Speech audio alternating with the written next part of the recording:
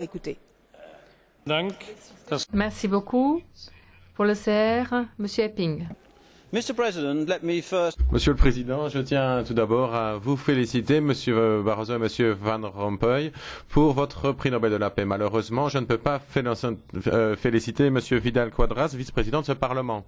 À la télévision espagnole, il a suggéré d'envoyer la Guardia Civil en Catalogne pour s'en prendre au mouvement indépendantiste. Cette remarque était incroyable, que les Catalans se prononcent sur leur avenir.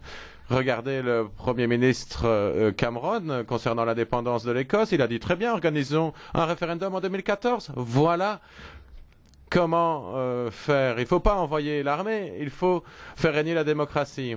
Monsieur Vidal-Quadras nous a envoyé une lettre et ne fait qu'empirer les choses. La voici, cette lettre.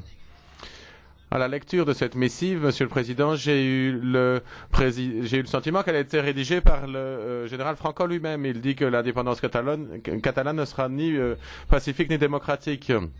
Alors vous qui êtes lauréat du prix Nobel, qu'allez-vous faire? Et Monsieur Schulz, qu'allez-vous faire? Vous n'avez pas fait grand-chose jusqu'à présent. Monsieur Schulz, vous avez dit, mais Monsieur Vidal-Quadras a exprimé un point de vue privé. Il ne s'est pas exprimé en tant que vice-président du Parlement européen. Mais c'était bien le cas.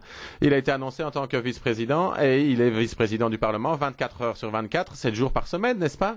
Dès lors, Monsieur le Président, ne vous écartez pas de la réalité. Demandez à votre vice-président de s'excuser devant cet hémicycle, de s'excuser vis-à-vis du peuple catalan et de démissionner. Il n'est pas digne du prix Nobel de la paix, il n'est pas digne de cela et je dirais, Seigneur Vidal-Quadras, vergüenza.